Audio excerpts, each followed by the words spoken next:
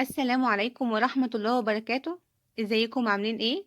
النهاردة هنعمل مع بعض فيديو مميز جدا جدا. هنعمل مع بعض وصفة لذيذة جدا. هنعمل كوكيز محببات الشوكولاتة زي ما انتم شايفين.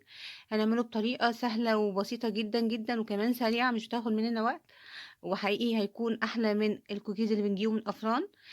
طبعا كلنا بنحب الكوكيز، كبار وصغيرين.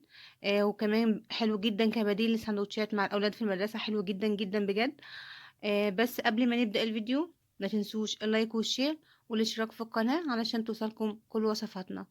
هنبدأ مع بعض الفيديو.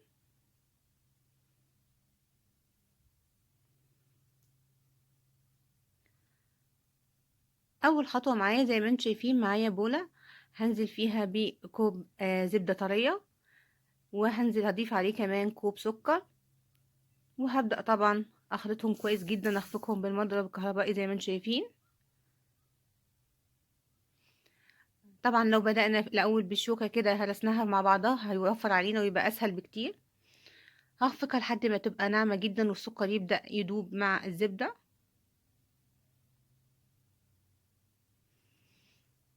لحد ما نوصل للقوام المطلوب، قوام كريمي وناعم زي ما انتم شايفين. هو ده القوام المطلوب. خلاص السكر ده في الزبدة. دلوقتي هبدأ أضيف البيض. عندي هنا بيضتين، شايفين ناعم ازاي. هبدأ أضيف البيض. هضيف البيضة وأخفق، وبعد كده لحد ما تختفي تماما. بعد كده هضيف البيضة التانية وهرجع أخفق تاني بنفس الطريقة لحد ما البيضة تختفي تماما.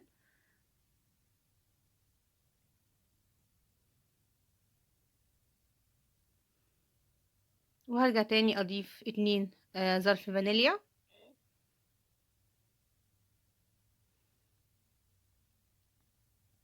مهم جدا ان احنا نخفق كويس قوي عشان البيض يختفي تماما والمزيج يبقى كريمي.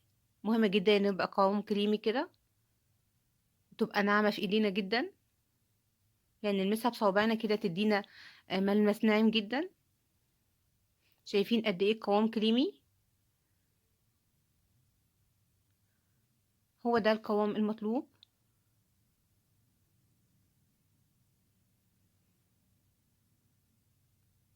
دلوقتي هبدأ اضيف معلقة صغيرة بيكنج باودر، وهضيف كمان كوبايتين ونص دقيق، هضيفهم طبعا بالتدريج.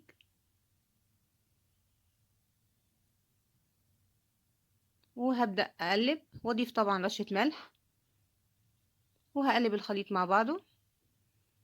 شايفين العجينة ناعمة وطرية جدا في ايدي. بنعملها طبعا احنا يا دوب بنخلط ال المزيج كده، مش بنعجن. زي ما انتم شايفين بعملها بالسباتيلا، مش بستخدم ايدي خالص. بسهولة جدا. شايفين ناعمة ناعمة ازاي في ايدي؟ حقيقي ناعمة جدا. كده العجينة خلاص جاهزة معايا. هبدأ اضيف عليها كوب شوكولات شيبس زي ما انتم شايفين، وهرجع اقلب تاني بنفس الطريقة. هستخدم السباتيلا لان العجينة ناعمة جدا وكمان طرية.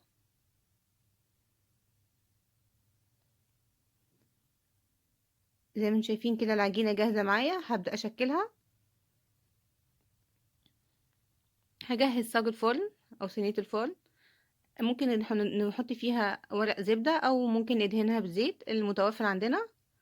انا دهنتها بالزيت. وهبدأ اضيف فيها احط فيها الكوكيز. انا قطعت كرات صغيرة زي ما انتم شايفين، وهضغط عليها. ممكن طبعا انا حطيت شوكولات على الوش كده زي ما انتم شايفين. ممكن نعملها ما نضيفش الشوكولاتة مع العجين زي ما انا ضفت كده، ونحط بعد ما نشكلها نحطها على الشوكولاتة على الوش بالشكل ده. بس انا بفضل ان انا احط الشوكولات شيبس على العجين، تبقى كلها فيها شوكولات كده من جوه كمان. وهشكلها بنفس الطريقة لحد ما اخلص كل الكمية اللي موجودة معايا.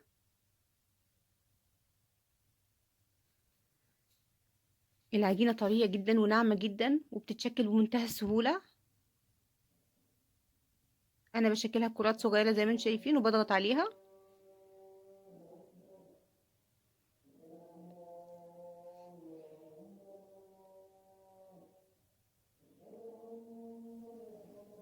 زي ما انتم شايفين طريقة تشكيلها سهلة جدا وبسيطة. كرات صغيرة هلفها كويس اوي في ايدي بالشكل ده، واحط عليها لو حابة نحط شوكولات شيبس على الوش او نكتفي باللي موجودة فيها حسب رغبتنا. وهلفها على ايدي كويس قوي وهضغط عليها ادينا الشكل الجميل ده. وطبعا هخلص كل الكمية اللي موجودة معايا بنفس الطريقة.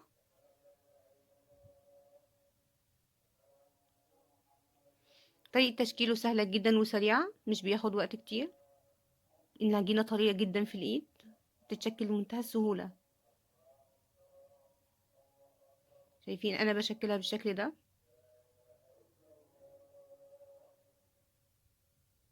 كرة بلفها على ايدي بالشكل ده وبضغط عليها، وطبعا برصها في الصاج الفرن. زي ما انتم شايفين دي الكمية اللي انا عملتها. شايفين شكلته بالشكل ده. ودلوقتي هدخلها في طبعا فرن ساخن مسبقا. انا سخنت الفرن من قبل ما ابدا على درجة حرارة 180 بحيث ان هي تاخد تحمر تستوي من تحت، وبعد كده افتح عليها شوية تاخد لون بسيط. وده الكوكيز بعد ما خرجته من الفرن. شايفين شكله حلو جدا. طبعا في الاول كده بيبقى طري، مش المفروض نلمسه عشان لو لمسناه ممكن يتكسر. نصبر شوية كده بس لحد ما يمسك نفسه، وبعد كده بيطلع بمنتهى السهولة. ريحته حلوة جدا بجد حقيقي، طعمه وريحته حلوة جدا. وصفة لذيذة جدا جدا هتعجبكم.